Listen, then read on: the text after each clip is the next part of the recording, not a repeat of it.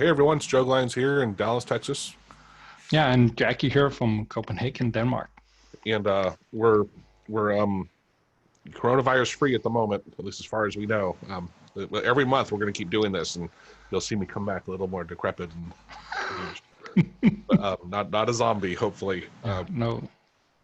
Yeah, we were just chatting a bit about what an amazing world we're living in all of a sudden. I mean, a week ago, maybe 10 days ago, we're like, well, whatever. Yeah, people are getting sick. Okay. And now in the last 3 days, it's just been, holy cow, this is all so real, so much I wasn't anticipating. And one of the things that really gave me some thought was, like a week ago, they're talking about, hey, in China, the government, was authoritative and really shut down thing, did this and that. But here in America, the government doesn't do that, right? The people, we don't act that way. And then sure enough, just the other day, like the counties and municipalities are shutting, mandating shutting things down. I heard one in Illinois somewhere, they're banning guns, alcohol, or sorry, they took power and said, in this power, we have the right to ban the sale of guns, ban the sale of alcohol, ban the sale of gasoline, and I forget what the last one was. It was really, really weird. Toilet paper.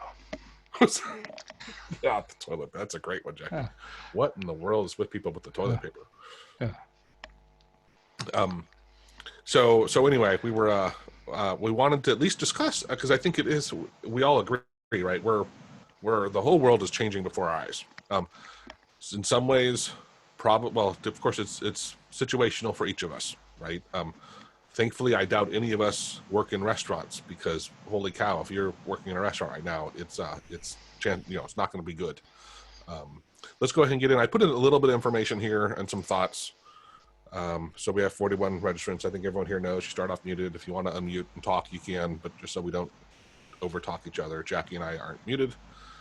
We do have, actually, before we get started, Jackie mentioned this to me, was it last week, Jackie? I think you said there was this new OCR script on the forum, and this is a link which, you know what, let me copy it and put it in the chat, and then I'll send it out later. But are you sharing your screen, or is that not yet?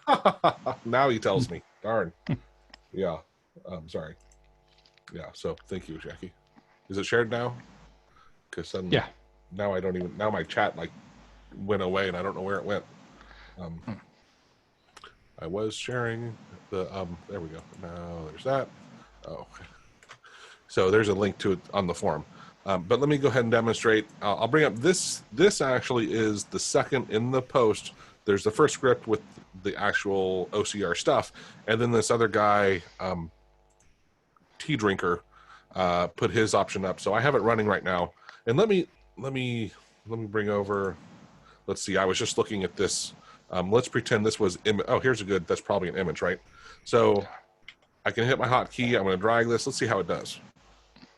Oh, and Jackie, I think this actually, I'm really glad I did this, because you were saying you had tried this, and it was something with, compared to Tesseract, it doesn't necessarily do as good of a job. And remind me of what you were saying with the shading or something, right? The thing with the way I'm using Tesseract is that I'm using a pre-processing utility as well. That is quite good at making whatever you're taking into a black and white image. So if the text is on something weird and you're taking a very small bit of it, only around, let's say you had the subscribe at the top there, that's white in orange. If you're taking it very closely around the text, as you see there, so we're most likely Tesseract might be able to do this. It's the pre-processing that's missing from this one. Where with the Tesseract one, it would probably. Yeah, look, it got it. Yeah. So let me interrupt real quickly to explain what I was doing, then jump back to you. My screen clipping tool that I use, I built in after Jackie did his webinar on using Tesseract. I incorporated it into my screen clipping tool, and so that second way was using Tesseract, and it grabbed it. The other thing I wanted to point out was, you saw that Notify come up. It takes, the Tesseract is much slower, and the other one is like that. All right, now Jackie, go ahead and go back to you. Yeah, yeah, and that was the only real flaw that I found, and I didn't do much testing, but it was when the text and the background wasn't very clear, black on white, white on black, stuff like that. It had a bit of a hard time of actually returning what it was. But as soon as the image got big enough, let's say you try to do it again with the one that you had, and you got more of it outside of the button, where you got some of the black and maybe Google Keep or whatever. Oh, yeah. See there? So there is something going on that I don't completely understand, but at least I know that the pre-processing utility, I don't even remember what it was called, Liptica or something like that, that Tesseract library uses, is able to do it in those few cases where Windows 1 isn't. But for most cases I tried it with, black on white, white on black, white on some other clear background, often works. But if the size is as that button that wasn't that big, if you made the image bigger, the area that you did it on, yeah, it would probably get it. So interesting. But I don't know if it's because you're getting more than the blue button, or if it's just because the area is bigger. So it has a better chance of figuring out what is text and what is background. I don't know, but yeah, that's the only thing I've found with this new one. And apparently I wasn't with the evening's worth. Joe Relayers is writing what he does. He processes it with Autonica, which I think you, Jackie, you mentioned that last when I was talking to you. Yeah. And then feed it Tesseract. And it's funny because I think he's doing exactly what I said was perhaps you could do both. You could do the quick one first, and if it doesn't return text, use the Tesseract version. Yeah, and the reason why I was so excited about this new one is that I've not yet figured out how to use Electronica and Tesseract on images I keep as memory images, where I need, for at least with Electronica, I need to store them as temporary files to use those. You can probably do it without, but I haven't had time or the need for trying to figure out if that's possible. But with the current setup that we have available with code and stuff in AutoHotkey, it's done by using temporary files. Yeah, I gotta admit that it is really fast. So there's no need for in this version. There's no need for Tesseract. I should have added it's built into Windows 10, right? Yeah. It's not in 7 or 8 though. So no, you can't use those, or maybe there's a way to get the library files that has. But it's part of Windows native apps, so it's something that only existed after Windows 10 was created. So yeah. Yeah, but boy, the speed wise is amazing compared to Tesseract version. Absolutely, and the guy who posted this, who did the conversion or whatever he did from whatever language, also posted at least another one with facial recognition, which also seems to work quite nice. And it's the same thing, the same part of this native Windows functionality that is used. But yeah, it's the nice thing is that it's built in. So if you're actually distributing it, you don't need to send people extra files. You don't need to store temporary files and so on and so forth.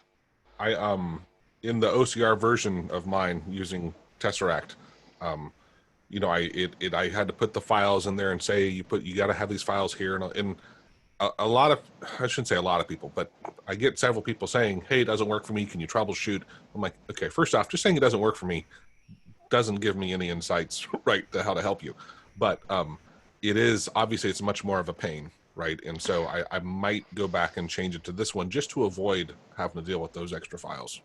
Yeah, and I know with the Tracerat setup that exists with how it's sent via command line, there are some paths. Oh, It's okay, I'm not yeah. saying that well enough. You're fine. That it doesn't work with. I know that from work where when the paths become virtual or whatever you would call those, it has issues. And another thing is temporary files in synchronized areas with OneDrive or Dropbox and stuff like that can also hamper um, if it can actually access the file when it wants to, because sometimes synchronization will happen before Tesseract tries to read the new image file. Let me And ask. Sorry, yeah, go ahead, Jackie. Finish up. and the last thing was that um, antivirus programs tries to scan these temporary files that you create, the temporary images that you save for Electronica to process, and the one that Electronica makes and makes ready for Tesseract. That one is also read by your antivirus, so it can really slow it down. I've seen 3 Oh, images go from 3 seconds to maybe 30 seconds just because people had antivirus turned on. So yeah, that's interesting. that's also worth keeping in mind. One thing that I just don't know enough about image stuff, right, and how it works is let's say I have an electronic book, a PDF, and I'm trying to do some OCR because I'm lazy and don't feel like typing it out and I can't copy it. If I'm using either of these tools, it doesn't matter which one, it's just the overall concept. Does it at all make a difference if I zoom in versus be further out? Is that going to change OCR's ability to grab Yeah, it accurately? it is. It Okay. is. And I know one of the things that is default in most of the code that people use with Libtronica and AutoHotkey, it actually does scale the image you make by 3.5. That's the standard setting. You can change that in the script code, but that's what Libtronica does, and it does a few different things than that. But Now, let me add on to that. Now, what if, because this is just a flat image, will it do yeah, this at a certain quality? It sounds like it already does this, but if I was to scan it this, would that to me wouldn't do any better job? no, but that's also because from what I've read about Electronica, it actually uses some quite advanced algorithms to make sure that quality and edges and Mm, background detection and all kinds of different stuff that it actually does between what it does. So that's why you can't just replace Electronica with a scale using GDI plus, because it's not the same thing that's happening. cool. Yeah. Okay. Thank you. Yeah, I've always in my head, like I thought the other one would because it doesn't seem to be getting grainy or whatever. But yeah, I figured this one didn't. It really didn't. You're not doing it. It reminds me, and maybe it's a very similar process when people they're using a digital camera and they're like, "Oh, I'm going to zoom in to get a better picture," and you're like, Yeah. "That really doesn't do anything, right? It's just cropping it already. When you take the picture, it doesn't Yeah, actually yeah. zoom in." My wife did that a lot, and of course it made sense when phones um, started having a small part of optical zoom. So Uh-huh. it was actually able to do a bit of lens zooming, but as soon as you did more than 0.2 zoom or something, it turned into a digital zoom and didn't really make much sense anymore, because you could just as easily have taken the larger image and cropped it afterwards. Yeah. But yeah. Yeah. Okay. Cool. Thank you. All right. Let's move on to coronavirus. And is it the end of the world as we know it? Quite possibly, yes. Doesn't mean the end of the world is ending, right? But it definitely is changing like we've never seen it before, and gonna keep changing. Yeah, and that's also what I'm seeing in that sentence, right? Is this the end of the world as we know it? Yeah. Yeah, it's not the end of the world, but it's the Right. end of the world that we know. But Yeah. you could say that that's how it is each and every day, right? We always live, what is it, 80 milliseconds in the past, or something like that, because that's what it actually takes for our brain to Oh, that's funny. process the Yeah. information that we're getting. So we're always living in the past. But whatever. The thing here is that, yeah, coronavirus is really going to change a lot of stuff. And of course, in more specific industries, are going to be much harder hit than others, right? Like cruise ships, if they're ever going to make a comeback, they're going to have to really, really, really change what they're offering in order to, something like that, or airlines, event locations, retreats, concert halls, right? I think at some point, maybe in 6 months to a year, some of those, and one of the things might be, look, in a cruise ship, you're probably traveling somewhere and you're out of the control of, like, hey, suddenly you're in another country or something, and what's going to happen if you get what's it called when you get blocked off from everybody? Quarantine? Yes, thank you. Yeah, sorry. Um, and the other ones, more often than not, especially in the States, it'll be more like, well, you're going to either have to go self quarantine, right, or whatever. But it's probably not the end of the world. But it opens up the door of, this is a thing. It's like, industries can look at it either as an opportunity. Now they're going to have to change a lot, right? But they can think up new ways of coming up with new things to be incredibly clean, right? I mean, the good news about this is maybe everyone's really now washing their hands now, right? I mean, let's look on the bright side, right?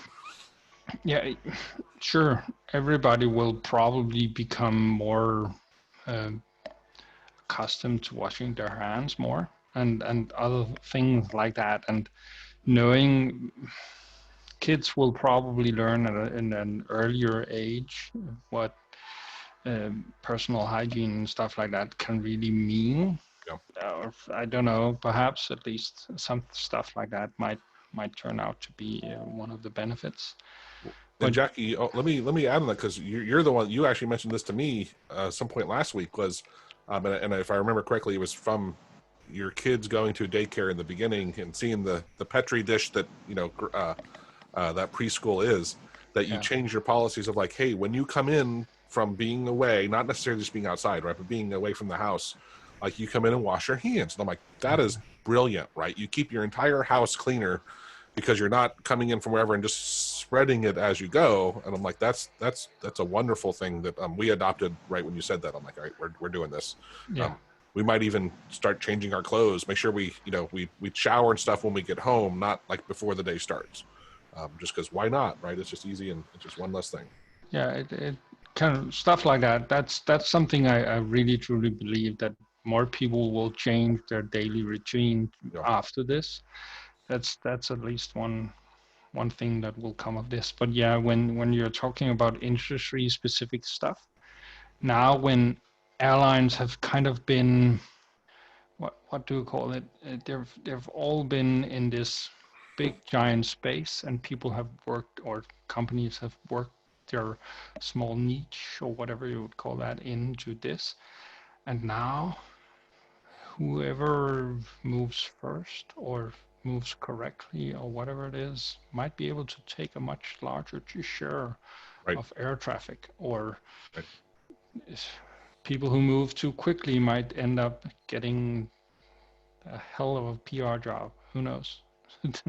Well, it's, so it's yeah, so one of my last bullet points here about the spring innovation, Tylenol back in the '80s, right? When someone, they poisoned the Tylenol, and it could have been the end of J&J, honestly, or at least, Tylenol could have completely gone under. And instead, they came out with this new way that you had to package your bottles, right? And that made them tamper proof, right? And they were the one, and then they actually won so much credibility by taking it head on and not trying to fight it. And I think the more businesses kind of think it, so I was thinking, like, let's say the grocery store. Actually, another one I had was the grocery store. Maybe they hand you gloves before you walk in, right? And you can do stuff, and you're not touching everything everyone else has been touching. Or like here in the States, we have people that offer the grocery stores, they'll bring it out to your car. You don't even go in. You just go online and you list it up, or they'll either deliver to your home or bring out your car. But maybe they put it through a process, they wipe everything down before they put it in the bags, right then. And so it helps save you that time. Companies that take these steps are going to, have a better chance of surviving in the future. Yeah, and at least for, let's say, the next 3 months, and it will probably be a second wave in fall. Who knows? That's at least what's being expected. And so whoever actually is able to keep some standard that will make people keep using them also for the next wave. So yeah, as you said yourself, these emphasis on whatever hygiene or whatever you would call that with groceries and stuff like that, or ways to make people shop and not touch something and put it back or whatever it might be. I don't know, but yeah. So thinking a bit more about the future here, the thing is, especially right now, right? So many businesses are being shut down for anywhere between 2 weeks to possibly the next 6 months. We just don't know at this point. But on average, right, small businesses just don't have the resources to withstand and stay alive for that long. So small businesses are more often not probably going to end up closing compared to larger businesses. I saw one report talking about possibly like 1 million jobs here in the States going away. So these are the negatives, and we're going to get into the positives here too. Nobody right now in their right mind for the most part is hiring because there's too much uncertainty. Yeah. Like 75% of the restaurants just may never reopen, the ones that are closed down, because they a lot of them barely make by as it is, right? They're barely making enough to stay open. And Yeah. you can't go.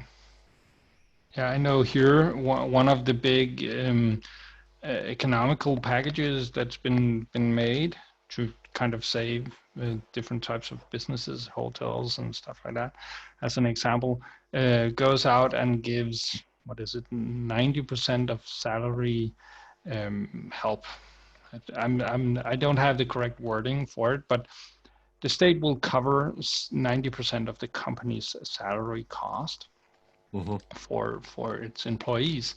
And the first version of this that was made Sunday didn't allow the companies to have any of their current employees in a state of being fired.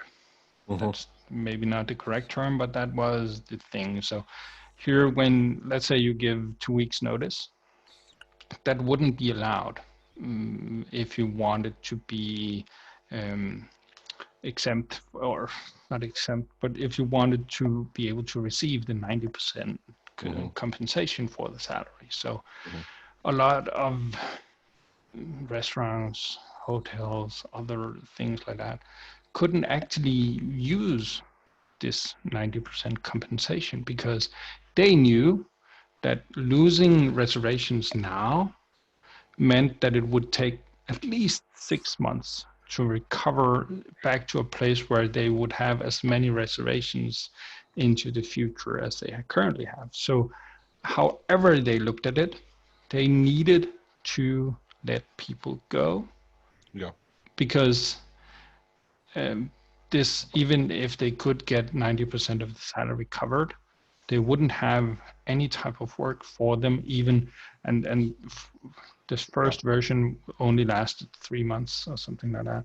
Yeah. And now they've tweaked it a bit, so now you can actually have people on notice, and I think it's even longer, but I'm not sure how long it is. But yeah, it's just a general idea of they did something very quickly. That's of course good, but they also need to actually hit the areas of business's needs.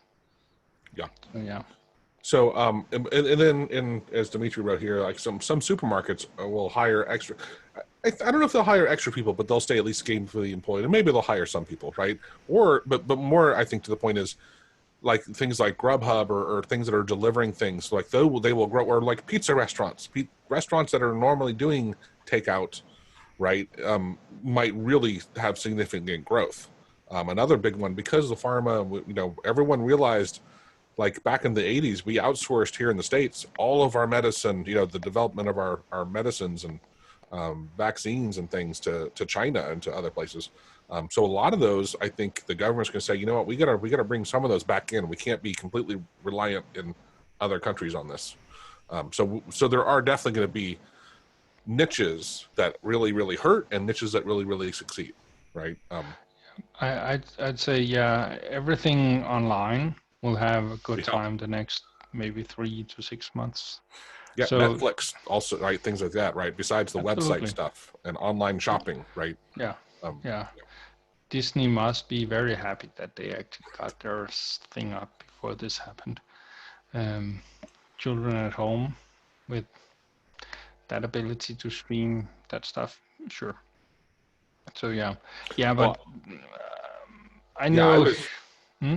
I was even thinking things like Udemy or my YouTube video stuff, right? That I do, it's going to get more views because just people are not going out and they're going to spend more time on home and doing stuff, right? It's Yeah, yeah, and video conferencing. right, yeah, This Zoom, company will be doing much better yeah, in a month or something like that, yeah, and the same for Teams and Skype and right. whatever they're all called. Yeah, WebEx, yeah, yeah, universal basic income maybe. Yeah, that might actually be. It might actually push that more into an agenda. That's right. well, it's really interesting because here in the States, obviously, we have a major election coming up, and let's just skip Biden for now. Let's just compare it between Bernie Sanders and Trump.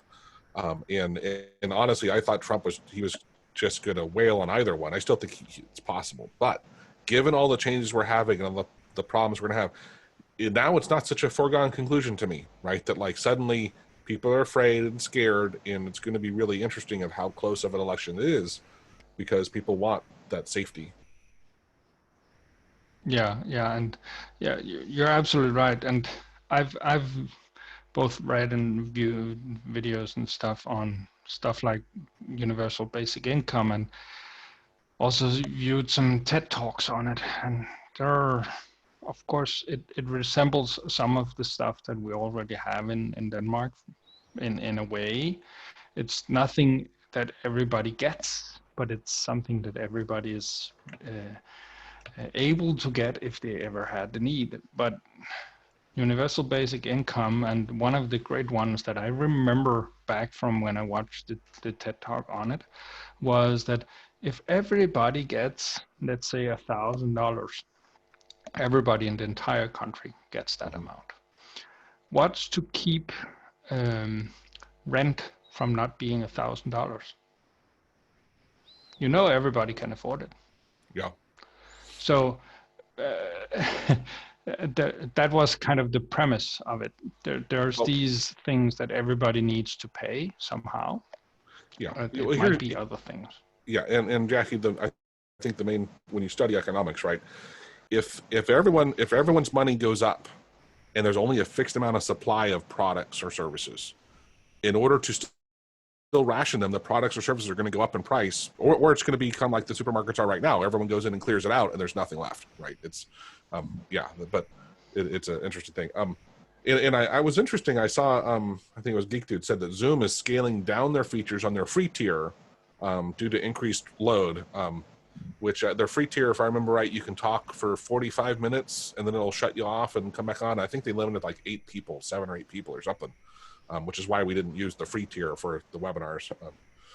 But yeah, that is interesting is if they're getting such a big demand that, and then of course people will pay for it, right? Or the company will pay for it. So yeah, that's, I'd say, yeah, the thing is that one can think, oh, really? Are they tuning down stuff on their free trial? No, that people are forced to use it. But the thing is that the company is still paying, sure. even though people are using it for free. Yeah. So you, of course, need to have a bigger amount of people moving into the paid tier to actually cover the cost of letting people have it for free. That's kind of, it's both good business, but it's also something that you need to do to actually be able to All right, let's get make it. into some of the things for specifically like for RPA, Hmm. of why, hey, this is where to me I view it as us people working in automation and RPA. It's it has a lot of promise, right? There's a lot of really great things about it. Hey, bots, one, they're not going to get the coronavirus, right? They might get some other sort of virus, but they're not going to get the coronavirus.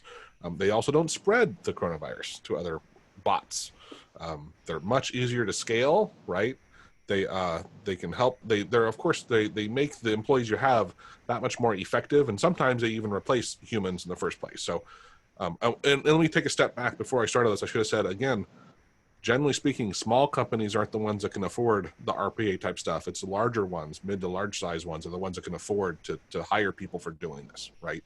So if that's true from our earlier slide, and then there's more businesses, the more of the businesses out there are larger businesses, then we might see more of this stuff. Oh, and that is my next bullet. Sorry. And while nobody is hiring, I still think you might see in the RPA industry people hiring, looking for people who can, be more efficient. And they can help when they when they actually do need to hire more people. Instead of hiring more people, they have bots that come in, right? And it's just easier to scale. The risk is far less. Yeah, I think that this is one of the big things. It's probably the same thing it's always been. The only new thing is, of course, the two top ones. It won't get a pandemic virus like this, and it won't spread it. It's probably been the same all along, right? But yeah, bots are not gonna be at a worse off case after this. That's for sure, because companies that had them in strategically well-placed places would be able to keep going even Right. through something like this.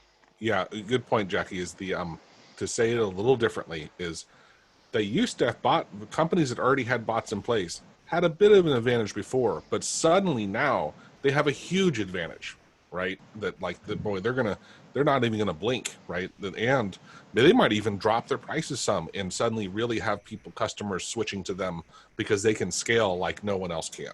Yeah, that's a really good point. Yeah, and that's one of the things with the thing that I have had going was I've done everything possible to keep it hands off. I wanted everything to run automatically, so to speak. And so from the customer getting to my site, deciding to buy, to get the product, to set up the product, to actually get licensed and get in touch and all that stuff, everything was supposed to be as simple as the click of a button. And it's worked great, and it's kept my costs way down. Mm-hmm. So yeah, companies able to do that at a large scale.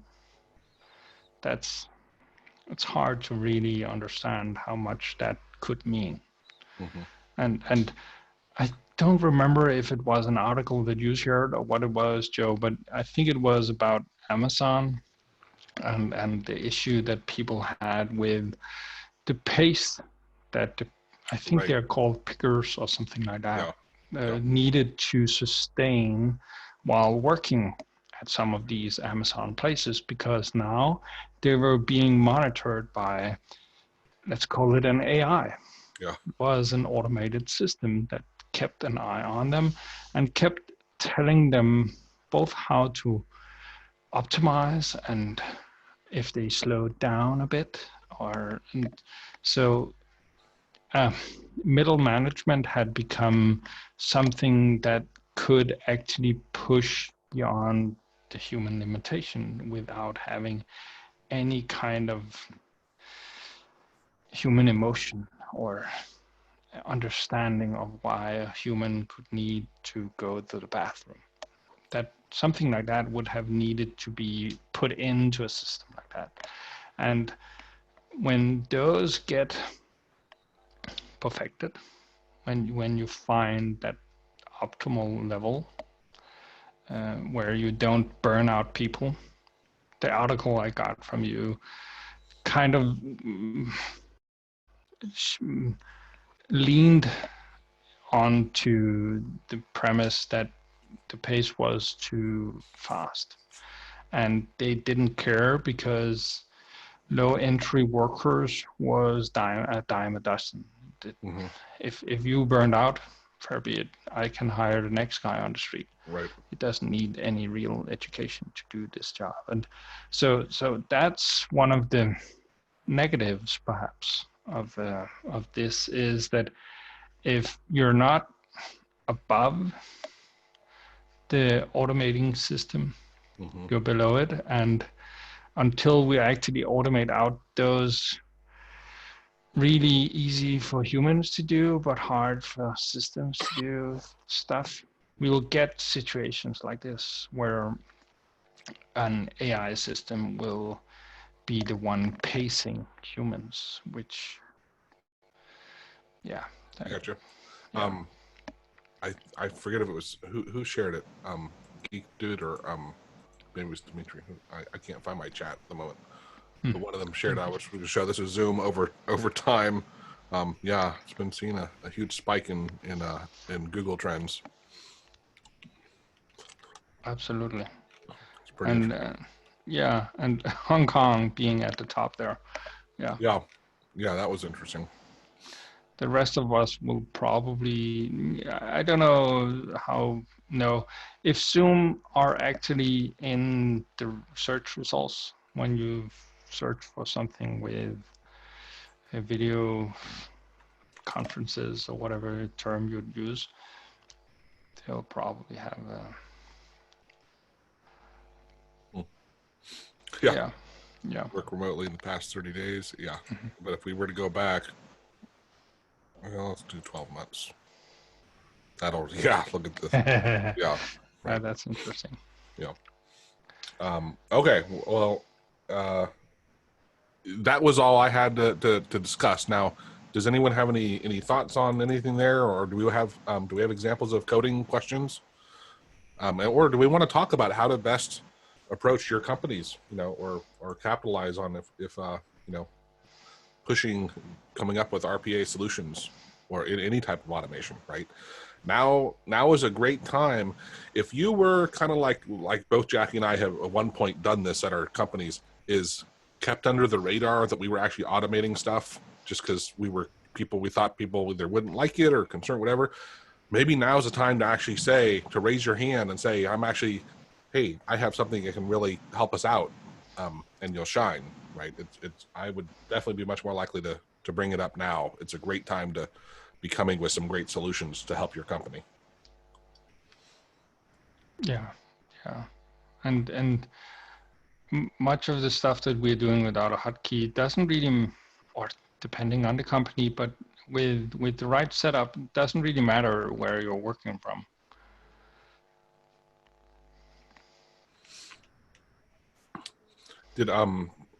So does anyone have any code they want to review?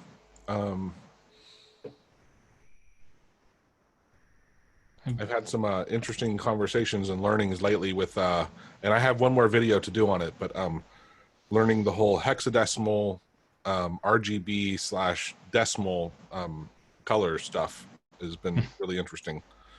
It was always very confusing to me, and it's still somewhat confusing. I'm not going to say I totally nailed it, but I get the overall concepts now.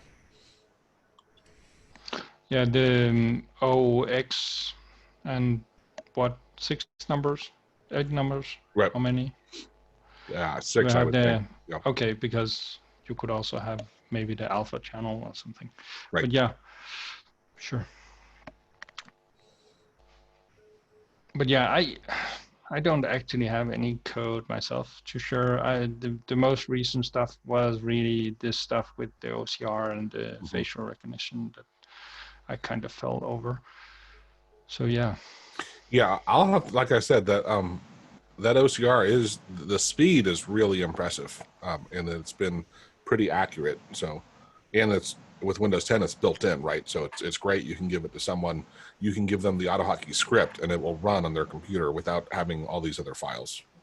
So yeah, and of course, if you just to do a test more with that. If you just OCR'd everything you had on screen with both systems, would they be consistent with how well they did. So there's that one. Let me copy that. Well, there's that. And then, so this doesn't do the OCR, but when I hit my hotkey, now it's going to start. And down here, you'll see this, just so we get an idea how long it takes, right? So it's still running, still running. Now, the second this goes away, there we go. So now it's there, and then it actually, the second that pops up, obviously it's there. Yeah. So let's go back over here, and let's get rid of this.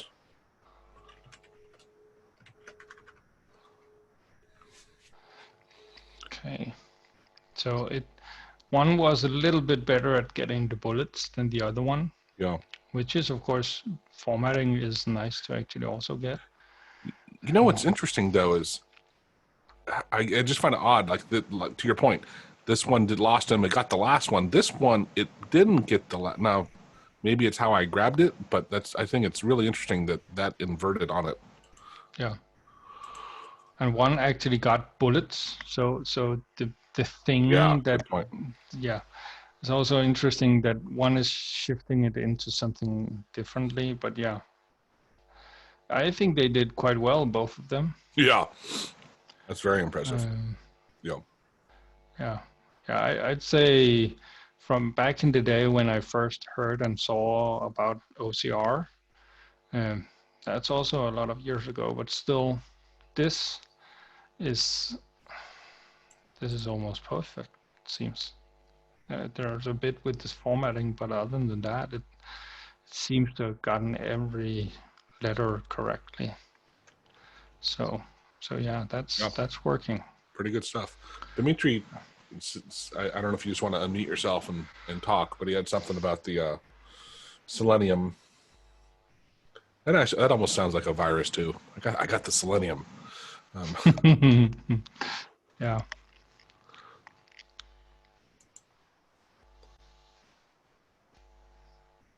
Yeah, I don't know how. I'm kind of like Blue Energy. I want things to be in order, but the coronavirus, I'm still finding it weird that people have kept with that name, even though it's a family name for all types of. It's a terrible name. Yes. Specific strings of viruses, but right. Yeah, because it's not specific. No. Hey, Dimitri, you gonna? It's just a comment. I installed Selenium on my computer and it didn't work. And then when I went searching on the internet, I found an old forum of AutoHotkey where they said something about the net framework that you needed to install it, and I did it, and then it worked.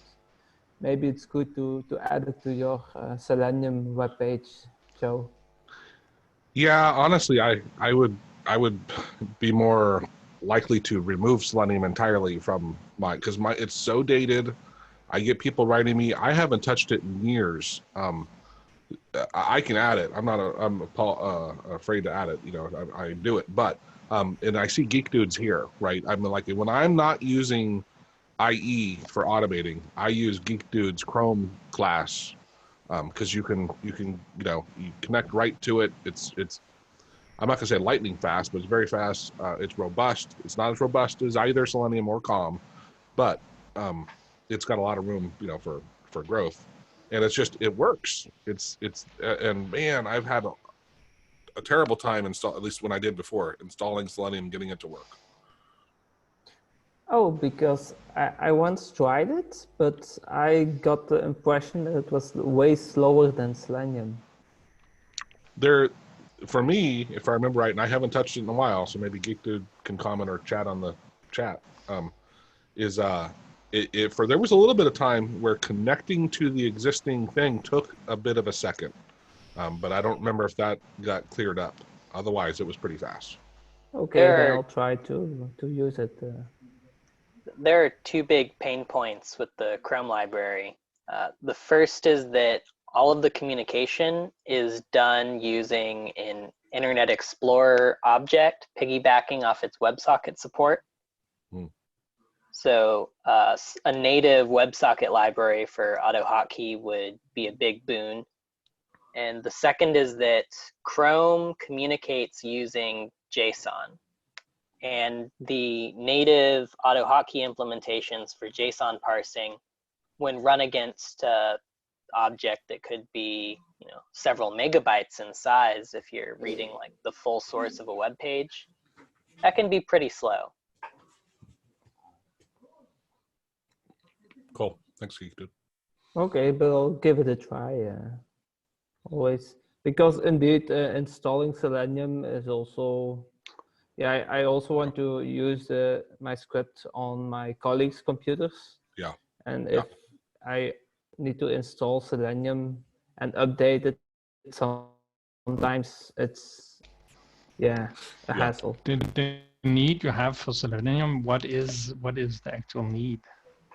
Actually, I'm a mechanical engineer, and we have a database online that monitors every part we create, and it gives revisions, and it gives you permission to modify the part. Only one person can modify every part at a time. So and actually the setup isn't that great to make it efficient. So you need to click every time the same buttons and add everywhere the same text. So it's kind of annoying, and it was a perfect thing for AutoHotkey to automate. And I first did it in Internet Explorer. That works quite well. But now I'm switching to Selenium to Chrome because it's faster, and Internet Explorer will die. At some point, yeah. Yeah. And it's also interesting to use another method and to discover what is the advantage and the disadvantage of it. So that is my main use for it. Yeah, and depending on if speed is a thing, but yeah, I'd also recommend the Chrome library if I were to try and do stuff that way, because of course I would try and do it in IE, but if that's too slow for you, or if you're afraid that it will go away, but there's also the possibility that it could be done with like an HTTP request object. I don't know, depending on what exactly you need to do. Yeah, the only disadvantages at my work, I don't have a lot of time to automate, and the website won't work on my home computer. So I do not have a lot of time to investigate. Also, we could try to automate some things, but yeah. One of the things that I at least have had a good luck with when trying to automate systems that seem like website is, if you already use Chrome, is to use the developer tool in Chrome to kind of see which traffic is going back and forth. Yeah. Because a lot of times it's possible to actually sniff out which HTTP requests are going back and forth.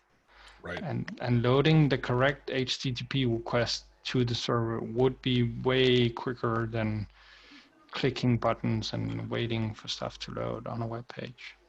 Yeah, that's true. Jackie and I, we've covered several webinars. I think we had more than one on APIs, and I know we've had more than one on web scraping.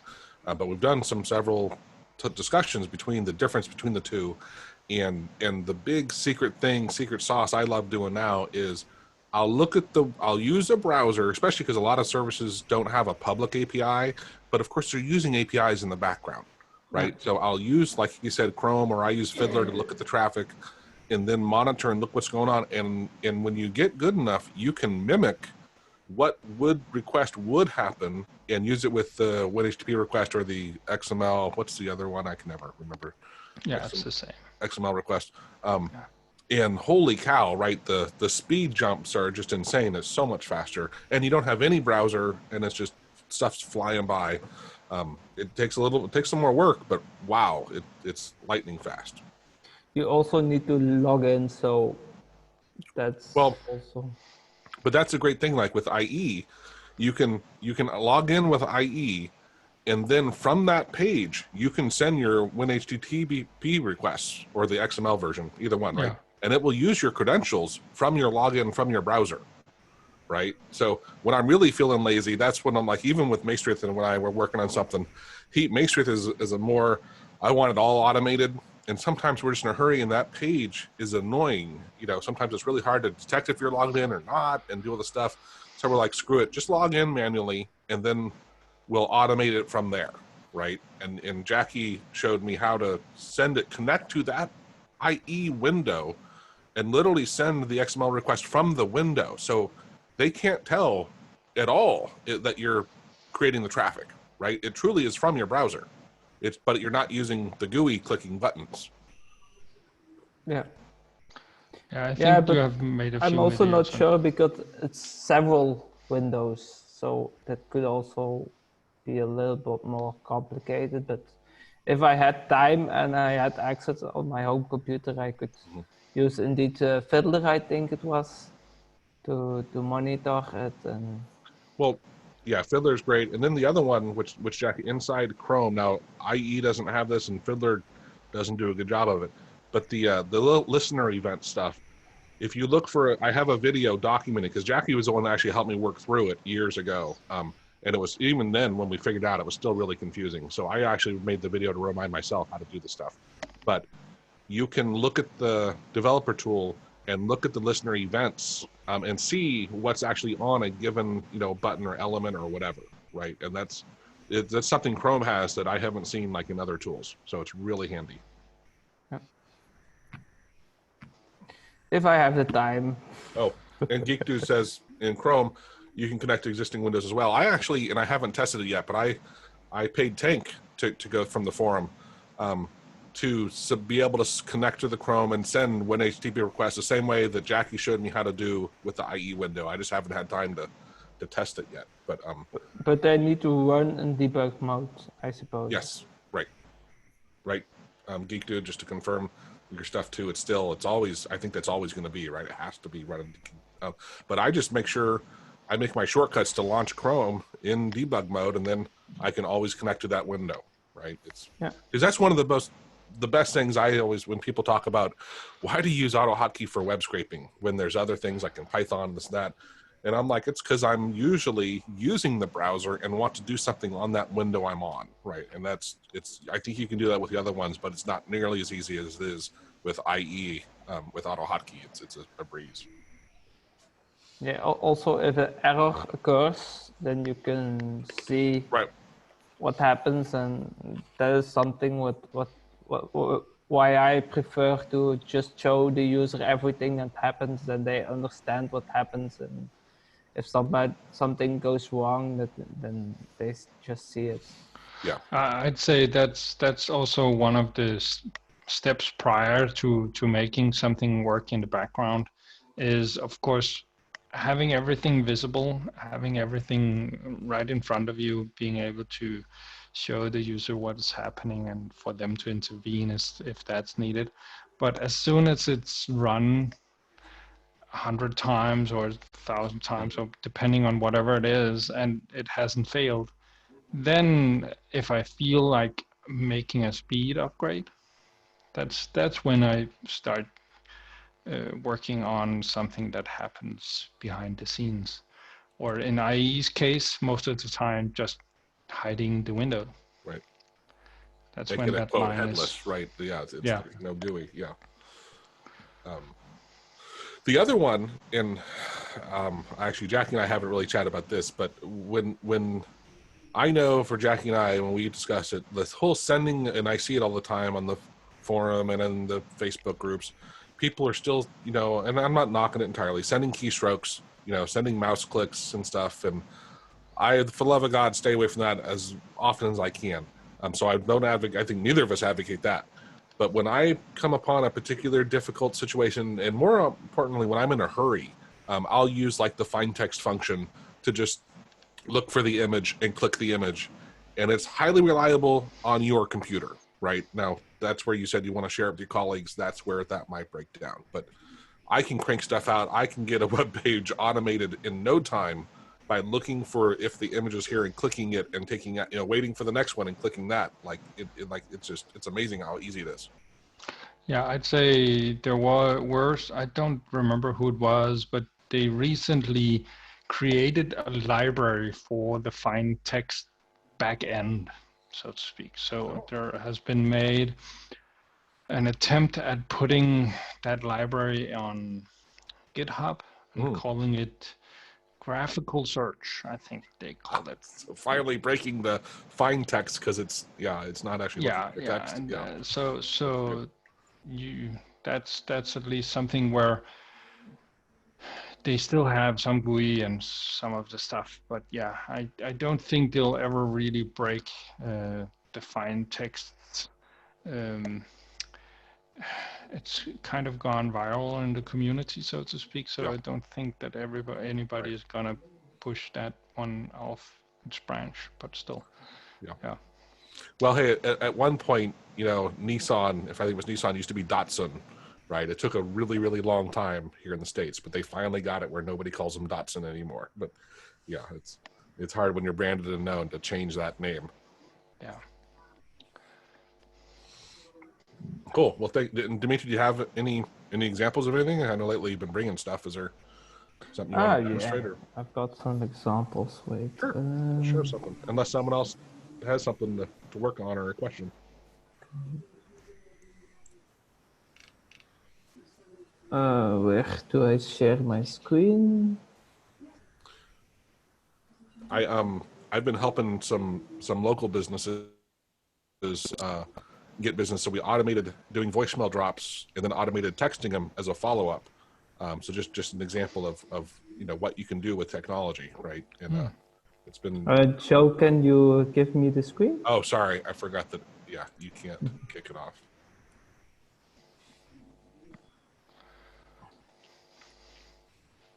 Okay. Just make sure everything in here is okay to share. Yeah, it doesn't. Okay. No secrets here. But yeah, here I made my own Selenium library. Cool. I think I posted it on the forum. And let's run it, see what it does. Yeah, okay, it now sees that Chrome is running, but I haven't opened it in debug mode, so. So even Selenium actually needs it to be in debug mode? Yes. Okay. And here you see it filled in some data in a form. It was just for testing purposes. Cool. Dimitri, can you kind of is this form submitted on a button at the bottom or something? Oh, you can look for the post data kind of thing? Yeah, I wanted. Can you turn on the? Is it F12 or something like that? Control Shift I. Control Shift I, really?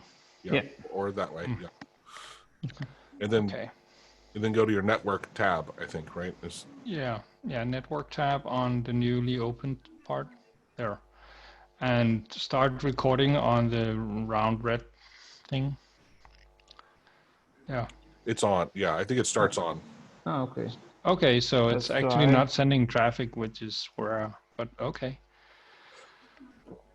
Just fill something in.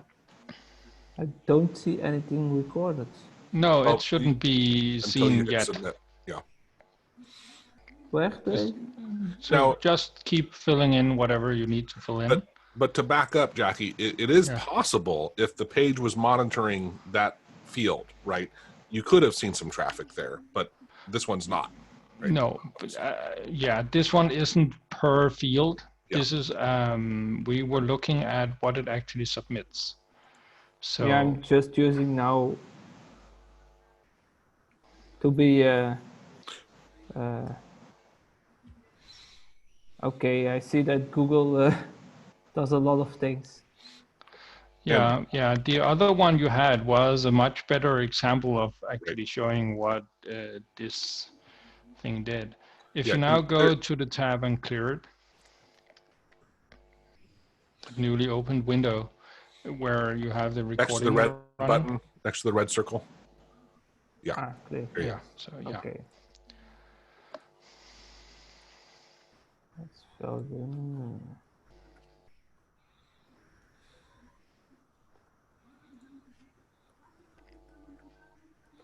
We could probably do a whole webinar in this, Jackie, alone, right? Of this whole submitting of a form and monitoring the traffic and creating that payload data because it's a little advanced, you know, but Sure. it's really worth it. Yeah, as you can see, it's there. It did a lot of stuff, and Yeah. now the idea is to go back to the top. You can even see the XHR. See where it says all, and next to the all, there's the XHR near the top. Up to the right, to the right. Yep. Keep going up. There you go. Yeah. Try the XHR. Is that XML HTTP request? That's what it stands for. That is more likely just the actual HTTP request. Is that? Sorry, Jackie. I don't mean to cut in on you, but No, that's fine. For now, I would keep it on all until we actually figure out if any of these are interesting. You have there, it's previewing what that is, but that's not what we are interested in. If you close that, yeah. Can you, the small preview on the right there, can you close that one out again? On the X there, yeah. So just looking at these lines, some of it is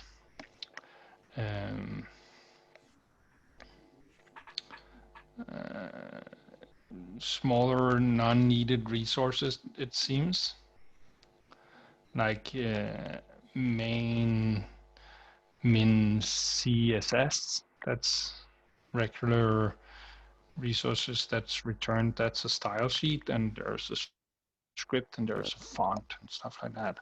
None of that is really interesting for the form submission. So try and scroll down over these and see if there's a more interesting type than GIFs and scripts. And did you view the entire list now? Yeah, it's not. often see that column that has the size. Often that is a good indicator of the one you want. Not always, but it's. Yeah, we actually didn't have that many information, so. No, but this stuff here, to me, doesn't seem as if a submission of data was really done. I'd start at the top still, that's a get, but if you start at the top, the very top, that's the document. Yeah. And the rest of those are resources that you're getting. So these ain't actually part of what you need. We need to actually know what the browser sent. It has, I can't see here if any of these. I'm looking for it. I'm used to having it full screen, right? So, okay. Go back to the top and click on the very first one. This one is a post, so this one is sending data. So that's the actual interesting one. If you go to the response tab, that's the response you got. So that was how the website responded to your post. So if we go back to headers, the top one, the general, that should be what you actually posted, but I'm kind of missing the form data here. I'm not seeing it. I see that he here is back on. Did it fail to actually do it? Oh, Let's yeah, see. you had a red box at the bottom. That's why. Yeah. We'll get there, So Harry. clear the traffic before you submit. Just Yeah, do that. And then click in the last red button down there.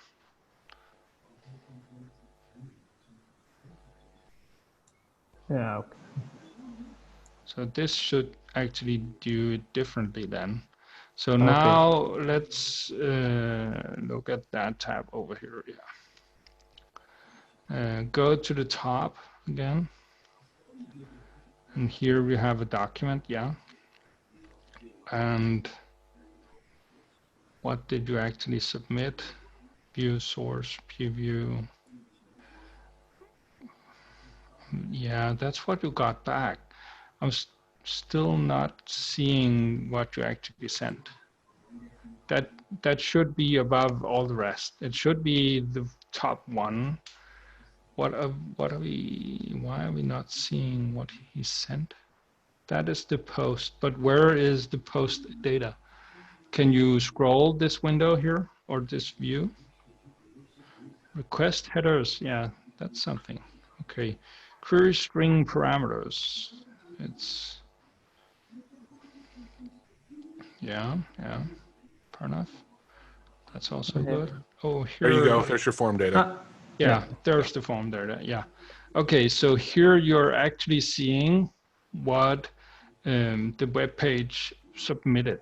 So if you click the one that says view URL or URL encoded. To the right. That's the next one. Just, There you go. yeah. Okay, and go down. For some reason it jumped back up. Oh, so it's not really changing the form data much. But that's one of the places where something like Postman or Fiddler would be able to show you in a much better format how to send the data. But this is what the browser is sending when you click the key. And this is something that you can build in your script by normal text. This is just text. It's not encoded in any fancy way. So doing this correctly, you would be able to submit this same form with different data and the server would accept it. Yeah. So, yeah. So to back up a step here, if you wanted to do it now with a different last name, right, you could simulate the beginning part, change your post data in here, like in your actual AutoHotkey script to say it's Glines instead of Gertz, right? Yeah. And then just submit it, but you're never even loading the page, right? And then you would, of course, get the response and be able to parse it out however you wanted to. Yeah. But yeah, we have some videos on it at least, and there's also some guides on the forum and stuff like that. If you ever have the time to look into it, it was just kind of to show that this is what's happening behind the scenes in the browser's communication back and forth. So it's all happening in something that just looks like normal text. It doesn't need to be that fancy. Yeah, and to clarify, another thing is in a browser like this page, and it was probably listed above somewhere, the total file size for loading that page, let's say it was a meg. It probably wasn't on this page. Let's say it was a meg. The actual this WinHTTP request, or where you're sending the post data, and the data you come back is nothing. It's so tiny. It's like less than a tenth the size, right? So the actual network traffic that happens is far less. It's so fast. It's usually like in either JSON or XML format. So it takes some more work, but once you get used to it, it's if it's something you're going to do once or twice on a website, it's not worth it. But if it's something you're going to be using a lot, I try to solve this go this route. Yeah, Do you think? it's indeed something that I do a lot. Is changing the status of a part of that of that database. Hmm. But it's a little bit more complicated because you have to click multiple buttons, and then a new window opens, and there you need to fill in something, and then click an extra button, and then it goes further. So it's more challenging than just submitting one form.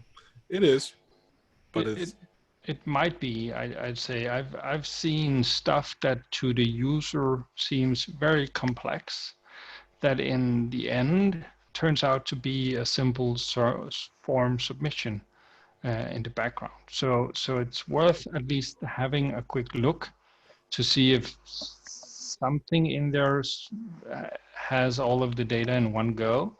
And I recently helped a colleague who was going into a quite advanced page where he was submitting um, electrical current grid cabinets.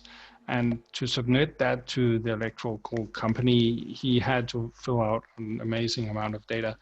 And it happened on a lot of pages, and it happened on all kinds of pop-up windows that happened, and pull down forms and all kinds of stuff that he was doing.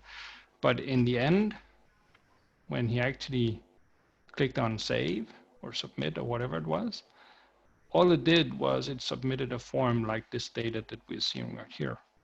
And I'm not sure, Joe, I know I don't have one, but do you have a form submission example somewhere?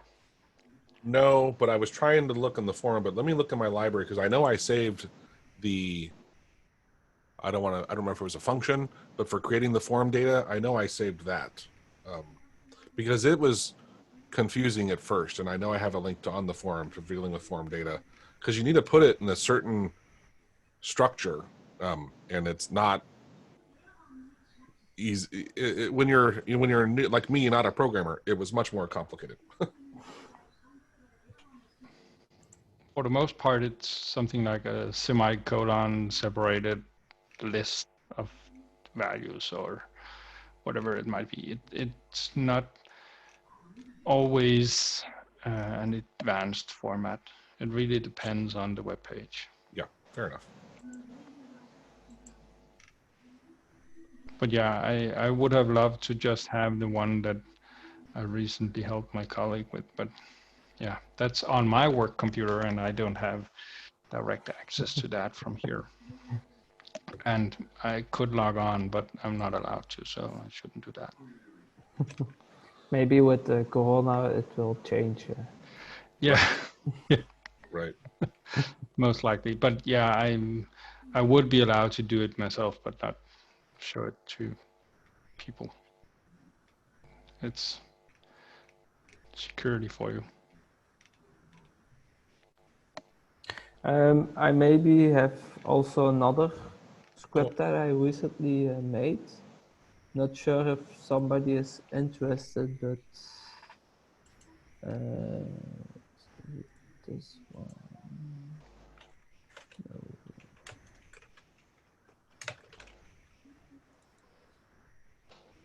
Here to left. Yeah, is that really correctly typed, Joe? Mine? By Yeah. Greek Jude? Okay, Yeah. fair enough. You don't expect me to throw you in there and buy him, like own him. That's what No, you do. no, fair enough, fair enough. Oh, BYE. I'm sorry. Yeah. Okay. Yeah, I guess you're right. Thank I'm you. sorry. Okay, Right. it's just like I don't know my own language. Yeah. my, No, everything is by. It's from him. That's what I was trying to make a it's really from him. profound Yeah, statement. okay, fair enough.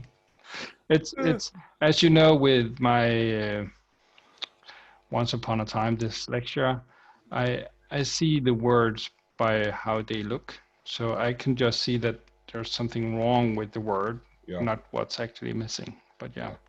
Yeah. Good catch. This is an example script. If somebody, I know Joe already talked about MySQL, or was it?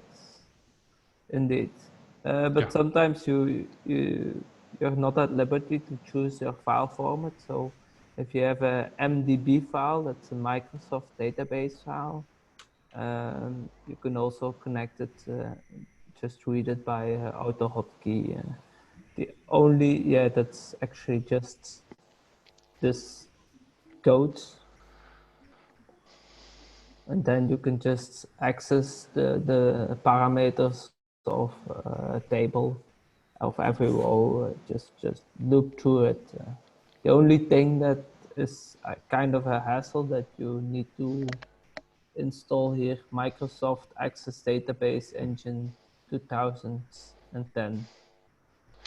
Yeah, from what I remember back in the day, some of it might be installed if you have like the Office package, but I don't know if you already had that. But yeah, I at least remember when trying to use the ADDB database connection COM object that you could also access Excel files and rows and cells and stuff Yeah, there because it's just an access database. That's possible, but in my case, I wanted to use it on a computer that didn't have access. It was my work computer. Fair enough. And it was just actually just to get my hours out of the system. Mm-hmm. Because I work from an external company, so I need to give my hours every week to that company. And this way I can just pull it out of the system, make an Excel sheet, and then make the email ready, and then I just need to press send after I've verified the hours, of course. Mm-hmm. That is actually a quite nice example of how you can use AutoHotkey to log your hours when your computer turns on and off, and then you just log that hours, and then you have a quite nice time base of how much hours you worked, and you can let AutoHotkey decide those are over hours and things like that. Mm-hmm. And then you can easily put that in an Excel sheet or CSV file, and you can use it. Yeah, the other one, the ADO database stuff is pretty amazing. It's built into Windows, and you don't have to add anything, and yet you can do SQL queries like on text files, which I think is pretty awesome. You can have that functionality, join tables, and do whatever you want. Maestri, he does a lot of work for me on our projects. he has figured out, and I don't think he's published it yet, but he's been working on, he has his own class for dealing with the SQLite stuff. He's been doing amazing stuff with that. But he recently he figured out how to use a password protected database, which is also one of those things we wanted to have something more secure. So you can have a password. If you don't have that password, you can't actually read the SQLite database file. So it's going to be a little more secure, which will be nice. Yeah. But the speed and working and everything with working databases is awesome. And the fact SQLite's free is just amazing. Yeah. How will are you doing the stuff in AutoHotkey, Joe? Everything is. Yeah. I just wanted to ask, because one of the issues most of the time, from what I know with AutoHotkey, is of course code security. Actually, keeping whatever you choose to put into your script secure. And I have yet to find a way that truly is secure. Of course, you can learn AutoHotkey H and recompile the binaries yourself with the different code, and thereby making something that's almost unbreakable, I wouldn't say. Yeah. And there's the one by the guy who actually made Find Text. Feiyu, maybe something like that. Yeah. He has made a way to compile that is also quite secure. I didn't know that. Yeah, and the reason I haven't used that one, I tested it on small scripts, but it does it in a way where he has made a C script, or program, a piece of code using M code to run that without a hotkey, and you can just, if you want to find it, Dimitri, Yeah. go to the Chinese forum at the Chinese bottom. forum. Yeah. Yeah.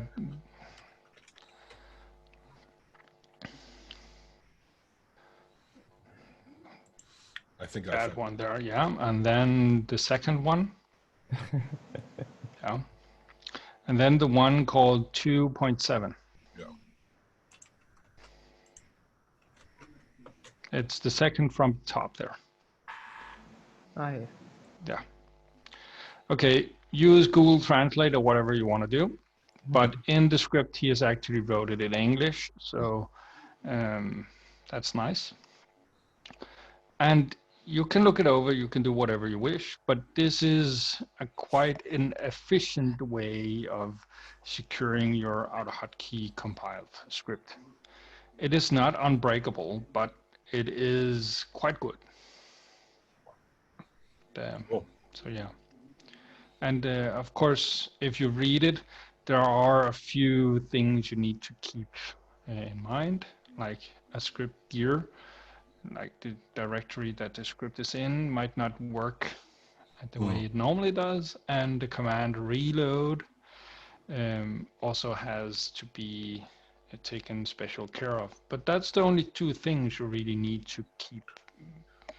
One thing we've been trying to think through is for ours, we have callers in the Philippines that are calling places here in the States. We put stuff on Dropbox for them, but we don't, of course, want to give them access to all of our data. And so we have other Dropbox folders with our data in it. The problem is Dropbox, you can't share, like, let's say I'm at level 1, in level 2 is a sub-level of 1, right? Or I'm sorry, let me say 1.2, right? So it's a sub-level. I can't give anybody else only access to level 1.2, right? They either have to have it at the root or a whole different folder, but you can't give them access to a sub-level. And so we've been trying to think through, we want to make it where they have files available, but not everything of ours. And yet it's just problematic because we can't give them, and then the paths all are different on different computers. It's been a pain. Let's put it that way. Working through all that, but that's what one of the things we've been solving. And I'll talk to my partner at some point and see if he cares if we share, even if we don't share the code, we'd share some of the visuals of the GUIs that we're using and everything that makes sure this is built. Because I think it'd be fun just to show what he's created and what we've done. It's very exciting. I can at least at a high level say we created our own software for making our call center, right? So it's not the API doing the calls, but we connect to it programmatically. We connect to the API that makes the calls, tracking, feeding phone numbers into it. They come from another source. We pull them in. He actually built our 2 apps, both for iPhone and Android. Those take their data, shove them into Firebase, which is a Google online database. And in AutoHotkey, he goes and pulls stuff from there. We actually have a verifying tool where we look at the pictures and approve or disapprove. That puts them into another queue where then we start tracking down the owners of the properties, and then we make phone calls. And it's pretty amazing and elaborate, the different stuff that we've built, all with AutoHotkey, besides the apps, of course. But yeah, it's quite impressive that AutoHotkey can handle a lot more than what most people think it can do. Yeah, I've found the same thing to be true. That's absolutely sure.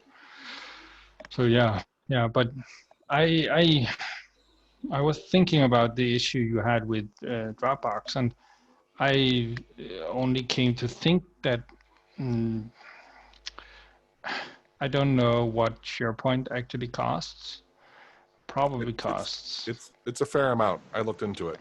Yeah, and I'm only mentioning it because I've actually done exactly what you're asking for Okay. in SharePoint, where Mhm. we have mm, uh, folder trees where everybody has access all the way down, but in that specific folder over here, only that team over there has, but everybody else can look or not look, or can edit or not edit. And Yeah.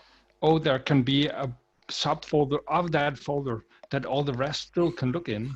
Yeah. But yeah, so I think box.com has a greater granularity of control, so we could use that instead of Dropbox.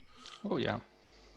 But yeah, another one which is interesting is everyone has ideas in this is we have one database and we have tons. We actually have a lot of different databases, but one of them where we want people to be on different computers connecting to it, and it's going to be updating it. This is where it breaks down. Is we're using SQLite and it monitors the queue. The problem is when a given computer opens a database, it for temporarily will lock that file while it's doing something, and then the other person tries to do something, and then we end up with these conflicted files, right? So we're like, they're not run on the same computer.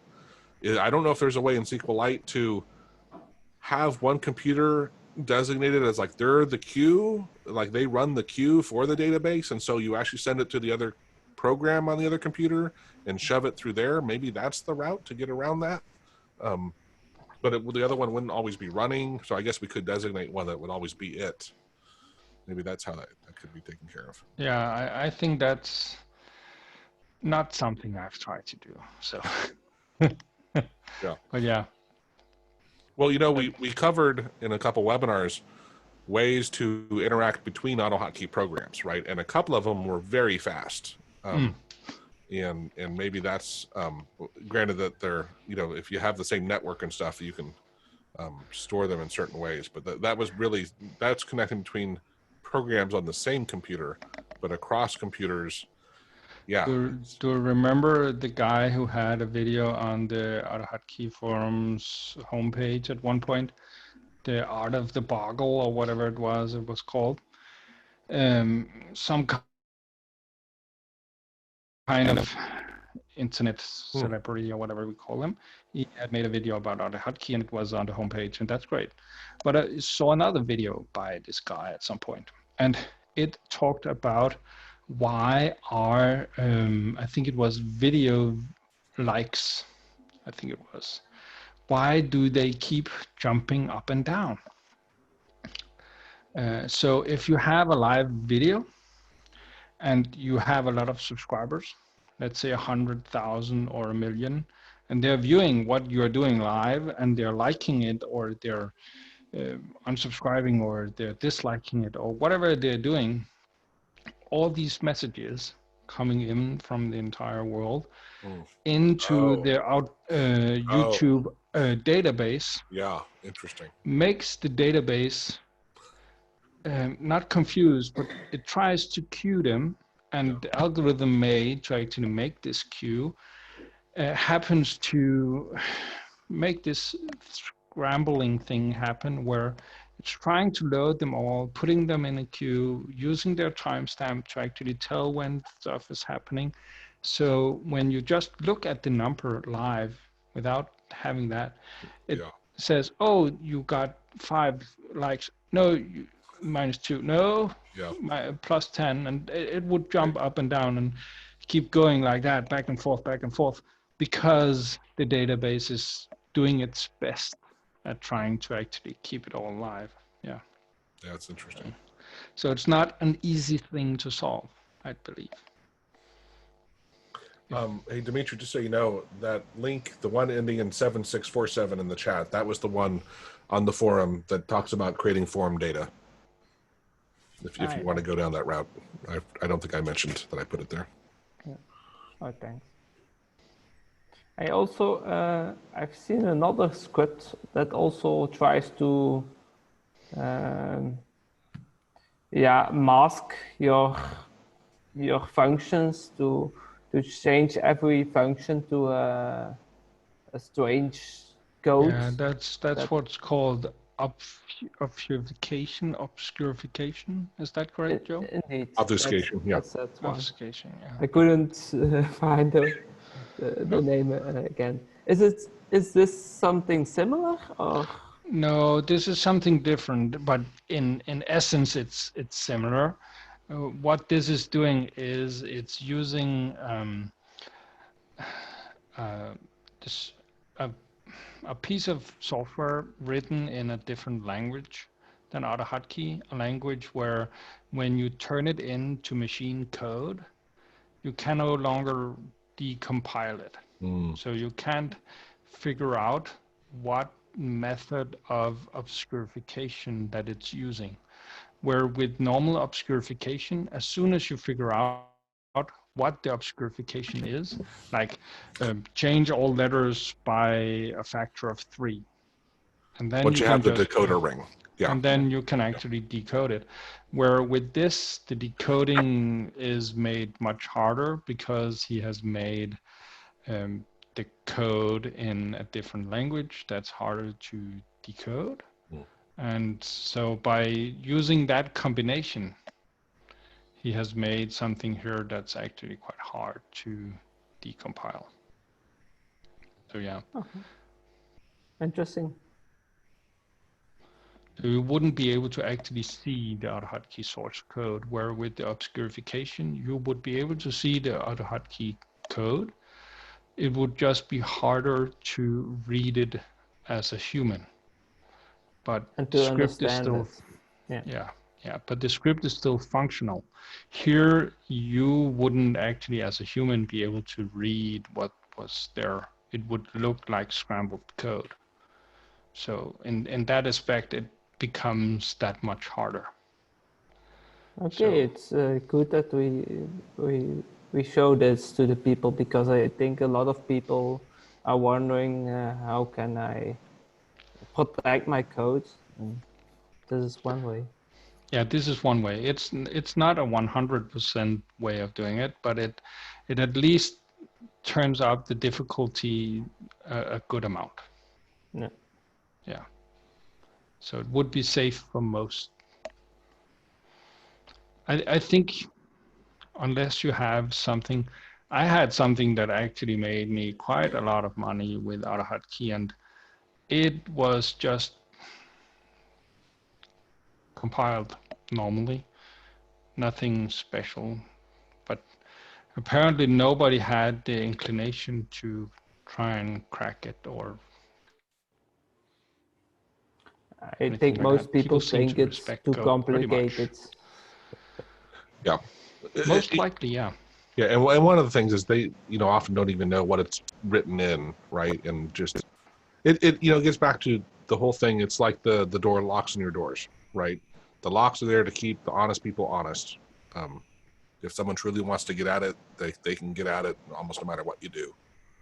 Yeah, that's one of the things that yeah. When I first saw The Walking Dead, the series, the first thing that popped into my head was this kind of security that I have here in my house is kind of a social agreement that we all have with each other, because if someone really wanted to get in here, my windows ain't actually that safe. Right. It's very simple. Take a stick, a bike, or whatever, and you're in if you really wanted to. So yeah, locks on the door or windows or whatever, that's just because, as Joe said, it keeps the honest people honest. So yeah, this is the same thing here. This is an extra measure you can take, but in a lot of cases, it's probably unneeded. Yeah, but if you have something that you really want to sell to a large crowd, then maybe this is the way to go. Yeah, and that was also what I said. I have sold AutoHotkey scripts to a large crowd, and I didn't have any issue with people starting to use it for free or selling it to other people or posting the code somewhere.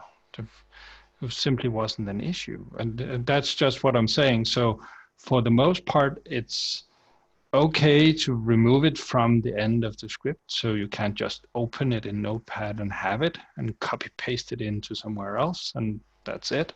So using a packer like Empress or removing the resource using Resource Hacker, those two things would probably do it in most cases. This one just goes an extra step to secure it. And if you feel like securing it that much more, go for it. Yeah. Yeah, I also, it's certainly if you want to sell something really, then maybe this is, but then I would also make a script to compile it automatically that you don't need to do that every time. Yeah. I once gave my script to another department, and they promised me pie. But after 30 days, I added some comments when they started up. Then a random text would talk about pie, uh, just as a joke. Yeah. I never got it, but I kept it on there. So Yeah. if they want to use my script, it will talk about pie. Yeah. I remember someone, it was maybe a few years ago, who was actually, what was it? I think he was fined by the company or something like that because he had apparently built in not a trapdoor, but not a fail-safe, but he had built in something into the code that he had made for the company that only he could, what would you call that, solve. He needed to do something every 14 days or something like that. And unless he did that, the script stopped functioning. And because he had actually done it while working for the company, it was the company's property because he had done it in company time. And because he had done that, he ended up with some kind of lawsuit on his hands. But yeah, it's always worth keeping, depending on where you live and stuff. But yeah, I know it's the case in Denmark. If I'm doing it in my work hours, then it's my company that owns the code. Yeah. Yeah. Yeah, and yet, depending on who you work for, when I was at TI and I did all my stuff in my personal time, and then I wanted to let the TI Salesforce borrow it, but I'm like, hey, I want to make it clear this is my stuff. It was for LinkedIn and their sales team was trying to do stuff. They came back and said, well, you actually signed a thing saying no matter what you do, anywhere, any topic, it's ours. And I'm like, what? Yeah, I've seen the same kinds of contracts in Denmark, where if people are hired into specific positions, in coding mostly, they can end up not having the option to make anything while working there, or at least they somehow need to distance themselves from the company before actually going live with anything. Yeah, kind of sad. But I think it's the same with newspapers and journalists and stuff like that, where that can also be an issue. Yeah, I think it's also quite important to draw a line for yourself what the script can do, because you can also do a lot of bad things with AutoHotkey. Yeah, and sadly, a lot of people have done it, and that's why we're having that many false positives, because at some point someone put us on the radar of these antivirus softwares. It has a lot of possibilities, so... Yeah, and the sad part is that AutoHotkey isn't more or less dangerous than Python, or more or less dangerous than C++. It's just, sadly enough, we're so small that the antivirus companies can do as they wish, and we don't really have any say in it. And do that to C++ programs, Oh my. and Yeah. yeah, the company would probably be out of business pretty quickly. And Yeah. AutoHotkey is quite easy to program, so that's also something most scammers think, it's easy. It's Yeah, easy coding. sure. You also have more script kiddies, as it's called, people who are just doing it as a fun little thing over the weekend, and it's possible to learn something that's really, really annoying in maybe an hour or two. So yeah. Yeah, Of so course. that's our new slogan is AutoHotkey. It's what the laziest people in the world use. The scammers. It's so easy, even scammers use it. That's It's our so selling easy, point. even scammers use it. Yeah, yeah, that's great. I once used the block all user input function, and then I never used it again. Exactly. As soon as you've used the block input command and ended up not being able to input anything, yeah, you get respect for that. That's true. All right. Anybody have anything else they wanted to discuss? I maybe have another question. Does somebody? I was actually trying to find a chatting program written in AutoHotkey that just use a folder to communicate. Does that already exist? I would think so, but Yeah, it does. There are actually a few chat programs written in AutoHotkey. It can both be some that do it over the local network or shared network, and there's also more advanced ones that are able to do it over HTTP ports. So yeah, there really are some pretty good chat ones out there.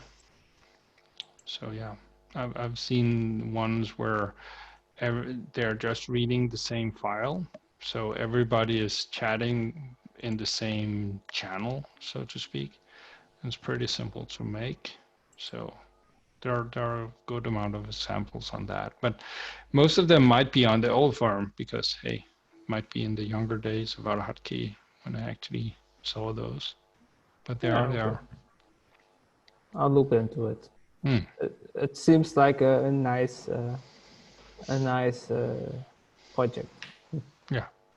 Do they also take into account to encrypt the messages? The newer ones did, yeah. Okay. Because yeah, I would think that sometimes it's annoying that everybody could read your conversation.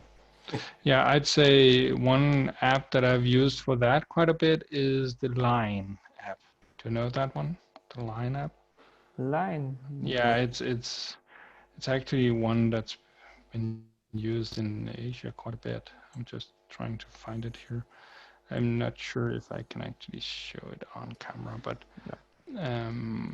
it's the green one, very unclear there. I was trying to see if I could make the camera focus on it, but I can't. But it's not Lime, but Line with an N.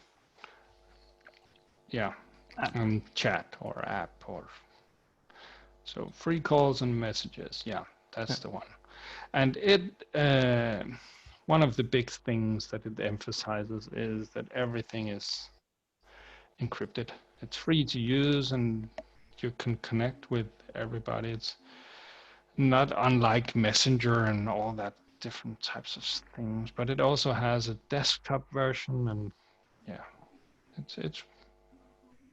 it's just if you were in for the encryption part of it, they were quite quick to actually encrypt everything, and only if you have your password is the messages decrypted on your device. So so they're not stored anywhere unencrypted.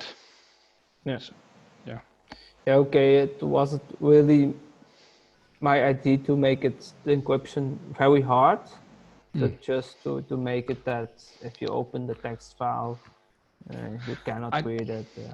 I'd say if you look on the forum for one of the encryption libraries, I can't remember, he's spelled with a J and a few letters. I think he's German. Do you know who I'm talking about, Joe? You never know who I'm talking about when I just say I stuff don't like go on that. the forum. But Yeah. why should you?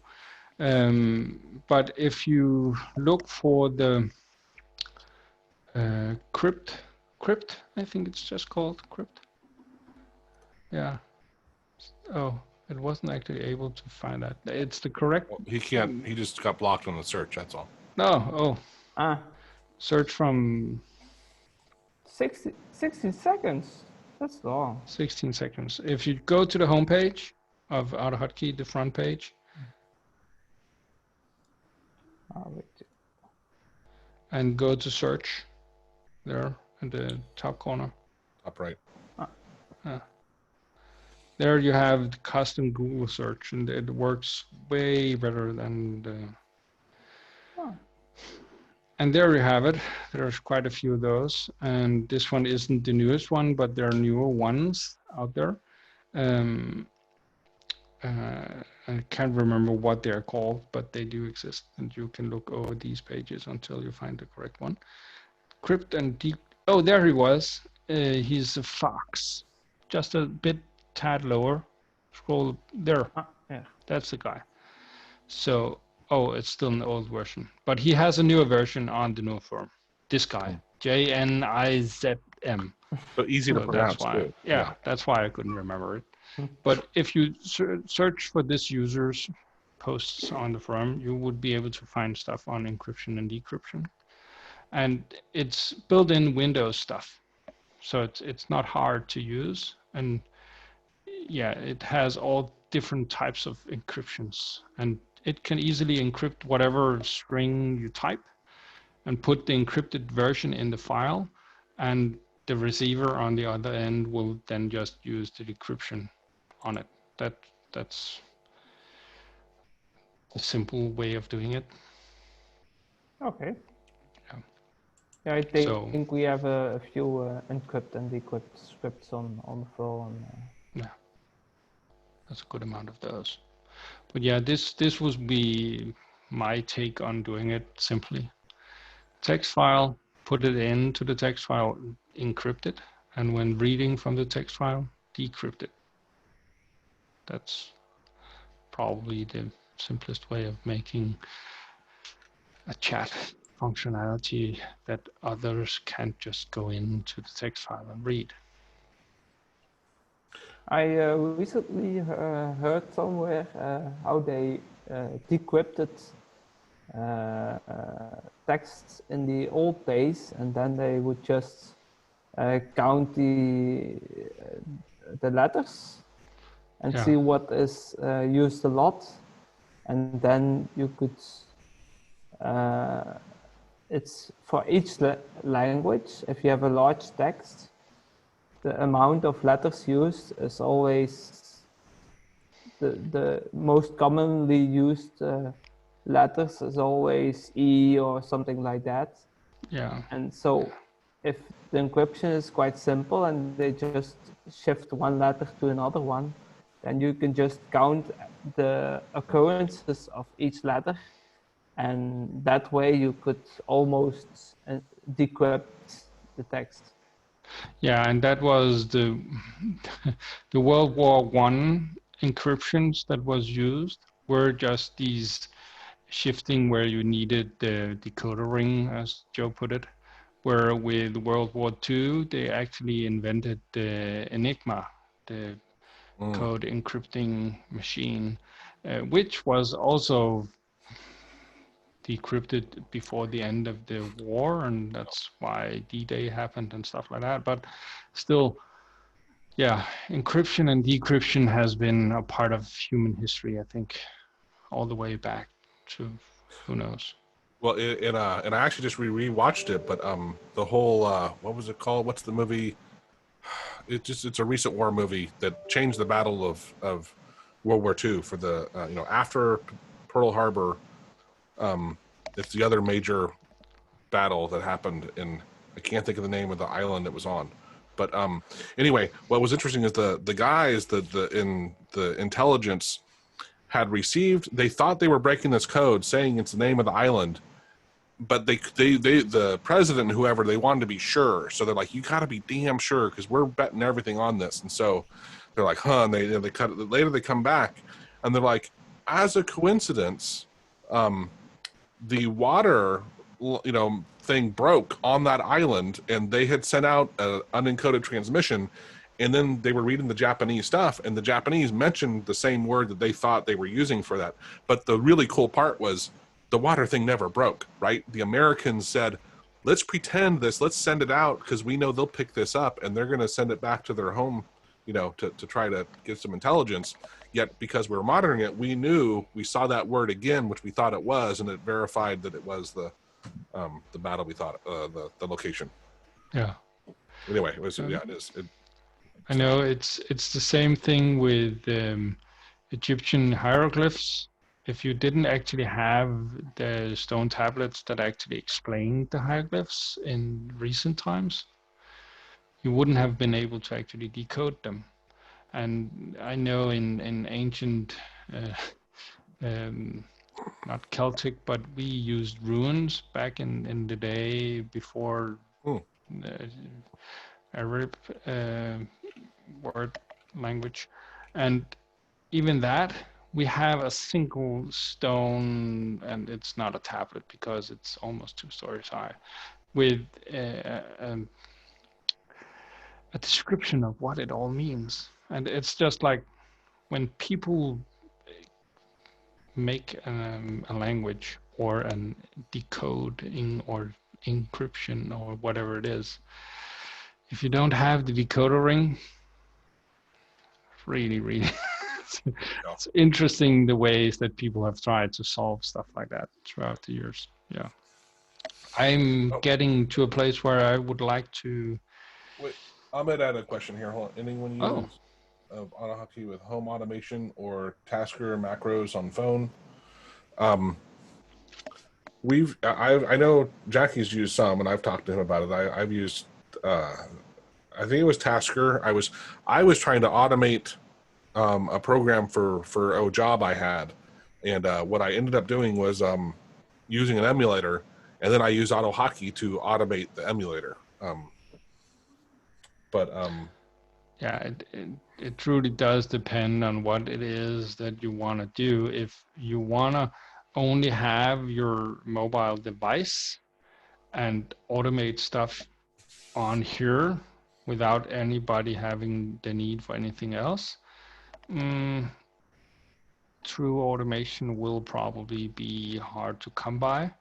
But if you have an app that is run on Android that you want to automate tasks in, then the method that Joe describes by using an emulator is quite a powerful one. You can use an emulator on Windows that will run the app for you, and then you can use AutoHotkey to do all of whatever it is that you want to do.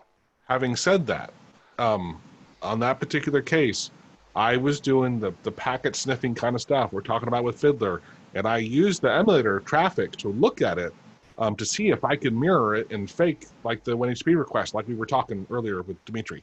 And I got it all down where I could see it. Unfortunately, they had encrypted their data. And so even though I could send it and this and that, I couldn't tell what the words were, right? So they did a good job. They had encrypted their actual data they were sending. And so I had to still automate the emulator. But I have, in actually just the other day, I was trying to work on my router, and I think Maestria said something. He's like, wow, you have, I think I had, what did he say? I don't know. Let's say like 40 devices connected. He's like, that's kind of a lot. I'm like, yeah, I got a lot of echoes. I have now one with my garage door. I have an older garage door, but I bought it on Amazon for like $15. And so I can just tell her to open the door, and it opens my garage door or closes it. My house is pretty set up home automation wise. I love it, but I haven't used AutoHotkey with that. This is Ahmed. I was wondering, how do you like trigger that? Like on on like your computer, how do I trigger a script to run from, say, like my phone? What? There's a couple ways. Were you gonna say something, Jackie? Yeah, I was just, if you had something to say on that, yeah, sure, do that. Well, yeah, one in Ryan Wells showed us, and I forget, it was in, I think, one of our webinars. I can find the link, but it was a way to use your phone as a mirror for another screen for your computer over Wi-Fi. And so you could create a GUI, and you could literally push buttons and have your, your computer understand you push that button, right? So it could be a trigger. So that's one way. Another one was you could have it connected to Dropbox and have your phone do something, have your script on your computer running, monitoring Dropbox, monitoring a certain folder, and then have logic that says when it finds X, do X, or finds Y, do that. And then because you can connect to the Dropbox with your phone, right, you could do that. That's not sexy, but that one will work. Yeah. Yeah, and you can also do, let's say you had an app like Push Bullet, where the app is designed to actually send bullets from your mobile device. You have the app on it, and you send a push notification to the same app installed on your PC, and your script will just monitor for a message like that. It can be a message that's a specific word, or it could just be any message. And there's scripts on Pushbullet on the forums that you can find if you want to have examples of that. They have an API. Yeah, exactly. And I'd say I've seen it go further than that, where people would build their own triggerings, where the script will be listening to a port on the computer, so you could send a message to a specific port. But again, I'd say the push bullet one is probably the go-to one, with if you want it to be as close to production possible, if you wanted to share it with other people and stuff like that. And the other one would be like the one Joe talked about, where you... Well, in another, a little more advanced way, you could create an app that connected to Firebase, and then there you can change whatever you want on your phone and have your script monitoring the API for Firebase and seeing to do what. By the way, back to Pushbullet, because I bought the whatever licensed version. I use it a lot because I automate sending text to people with Pushbullet. They go through my phone, which I think is amazing. But the other really, really cool thing, and now you can do this actually in Windows, it's built in, but is you can share your clipboard with other computers or with your phone. And so I'll be at my computer and I can type in my crazy passwords and then go to my phone and hit paste, and vice versa. I can use my phone, copy it, and paste back on my computer. And I love that functionality. Yeah. And that's at least the ones that I'd go for in this case. Top your head. Was that answer enough? Yeah, that push bullet one is really cool. That's gonna keep... Yeah, it wouldn't surprise me too. I mean, it's getting around a little, but you could probably, because you can build your own Alexa apps as well pretty easily with if-then logic. And so you could probably create your own and then use your Alexa app on your phone and tell it something. And then hopefully, this is what I'm not sure of, but I think you could probably monitor for it somehow, right? And react to it. But yeah, it's... I at one point I built a small communication app as well, where I used a free online service that was just Notepad in the cloud, to put it clearly. But what you got, you actually got a chat ID that had a URL. And the only thing that was on that page was a big text area, and was meant for taking large notes or copying something to that and then going to work and then being able to copy it out from there. So it was quite fair to build an AutoHotkey script I used IE automation to just grab whatever was there. It was the same as using a Dropbox file or using a file on a path somewhere, but it was through a web page. So it meant it was quite easy to do it from computer to computer, not being on the same network, all that kinds of stuff. But again, it was fairly simple. It was just a matter of finding someone who offered up that service. I put a link in the chat here. It's called Wine, W-I-N-E. It's a terrible name, but it's another way you can automate things on your phone. Tank he's recommended it to me. I tried it on my phone. I couldn't get it to run, but he said he's used it and can do some advanced stuff. And then Jackie and I both looked at Mini Touch as a way to automate stuff on our phones. And then Jackie was Tasker the one? I can't. We were talking to a guy that developed one of the tools. Was it Tasker? I think it was Tasker, yeah. Okay. So we had actually been in contact with him to see if he would join us in a webinar and talk through how he does stuff. He was interested, and it's just, I think he's in Brazil, maybe. Between the time lags and setting it up, it's just, I could try to reach out to him again. It's been probably a year since we've exchanged, like, well, when it'll work for you, and then he just, anyway, it's been slow goings.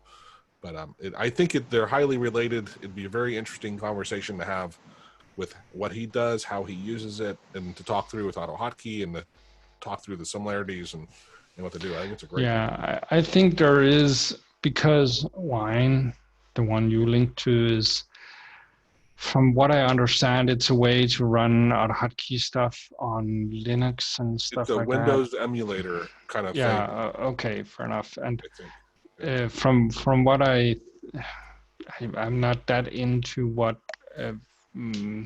Android, as an example, really entails when it comes to what can you do in the OS and stuff. But it has been built from the ground up to do something different than what Windows was made to do.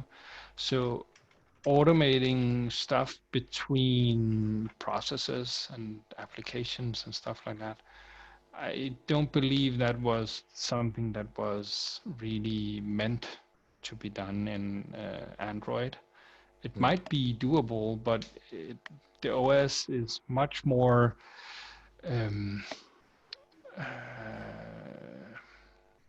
it keeps a closer eye on processes, and if it's not the active one, it's really hard to actually get any resources for it. So having something like AutoHotkey running in the background, being allowed to actually take control of what is in the foreground, and maybe even making touches and stuff like that, I'm not sure that's easily done. I was just thinking, it's a stupid way, but it is easy. You could either you could just automate sending an email, to yourself, but then having AutoHotkey running on your computer, checking your emails, and when a certain thing comes through, right? That's a super easy route. Yeah, absolutely, and it's been built many times over. The harder part of that one might be listening for the email, depending on whichever method and program he has. Right. I was going to suggest for macros on your phone, there's an app called Macro Droid. It's free if you have like just 5 macros, but I actually bought the whole app because it's so handy. And there's like a huge library of things that people like built, and you can just like download the macros that other people built. Cool. You can do stuff like if you send a text to your phone, have someone text you something on your phone, then it can monitor the text, and then you can link that to an action, a touch-based action, or turning on and off your Wi-Fi, like pretty much anything on the phone. There's a lot. Yeah. To me, the most often thing I want to do, because I'm used to AutoHotkey, is I want to have a specific app running. Like, let's say I wanted to have my weather app running, whatever app I wanted to have running, and then I wanted to be able to navigate around within that depending on what I wanted to do. So, and the weather app is kind of weird, and I've not found anything that's really able to in that way uh, manually override or take control or whatever you would call it. I've seen quite a few of those that you describe here, where if this then that.